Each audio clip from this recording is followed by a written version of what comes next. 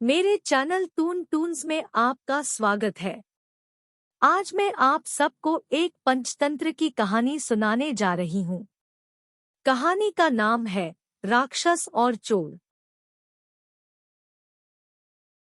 एक समय की बात है, इस शांतिपूर्ण गांव में शर्मा नाम का एक दयालु गरीब ब्राह्मण रहता था। उसे बहुत सारी आर्थिक समस्याएं हो रही थी और उसके लिए खाने के लिए भी पर्याप्त पैसे जुटाना कठिन था। हालांकि उसके पास बहुत सारी समस्याएं हैं, फिर भी वह हर दिन का स्वागत मुस्कुराहट के साथ करता था, कभी उम्मीद नहीं खोता था और व्यापारी ने इस बात पर ध्यान दिया। रोज की तरह आज भी वही रूटीन दिन था, लेकिन उसे नहीं पता था कि व्यापारी उसके लिए एक सरप्राइज गिफ्ट लेकर आया है।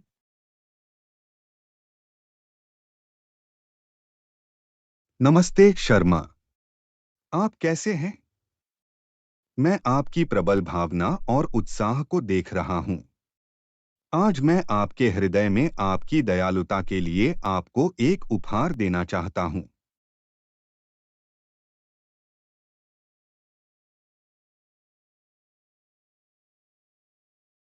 शर्मा आश्चर्यचकित थे और आभारी भी, क्योंकि व्यापारी अपने कर्मचारियों को 2 प्यारे बछड़े लाने के लिए कहता है। बछड़े खुशी से शर्मा के पास आए, जो खुशी से दंग रह गए। आप बहुत दयालु हैं। यह उपहार मेरे लिए बहुत कीमती है। यह उससे कहीं अधिक है जिसकी मैंने कभी कल्पना भी नहीं की थी। मैं नहीं जानता कि आपको कैसे धन्यवाद दूं। मैं दिल से धन्यवाद देता हूं। यह उपहार देना मेरे लिए सौभाग्य की बात है। ये दोनों बछड़े स्वस्थ एवं मजबूत हैं। मुझे आशा है कि वे आपके कृषि कार्य में आपकी मदद करेंगे और आपके जीवन में समृद्धि और खुशहाली लाएंगे।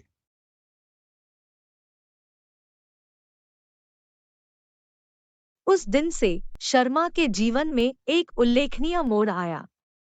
उसने उन दोनों बछड़ों की प्यार से देखभाल करने की जिम्मेदारी ली।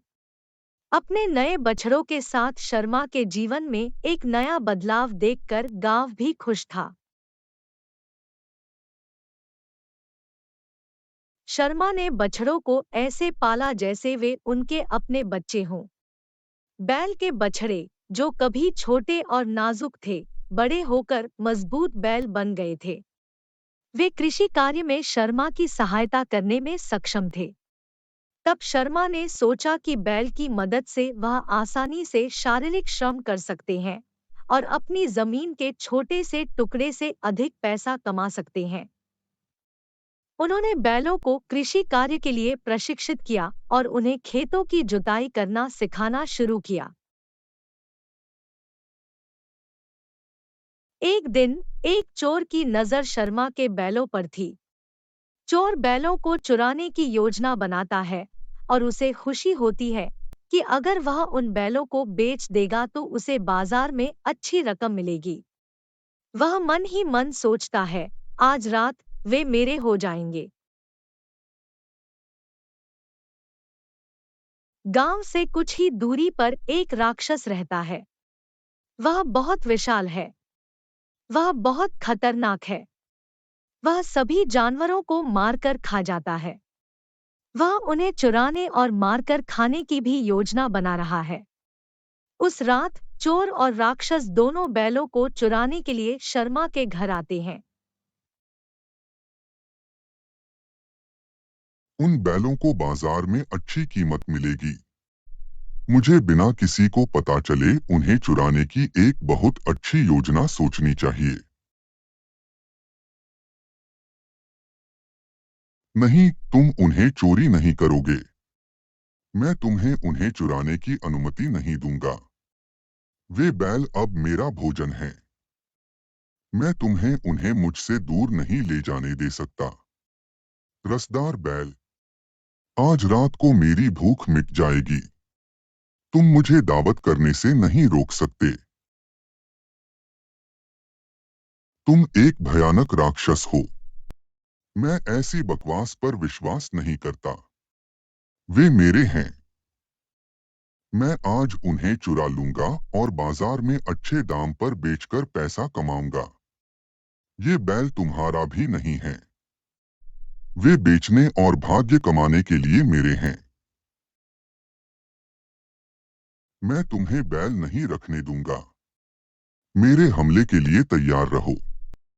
ये बैल मेरे क्षेत्र के में हैं, जहां मैं घूमता हूं, और उनका मांस आज रात मेरी भूख को मिटा देगा।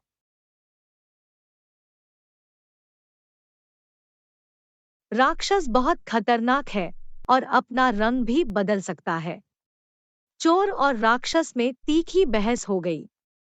वे दोनों बैलों पर अपना हक जताते हुए जोर जोर से लड़ रहे थे।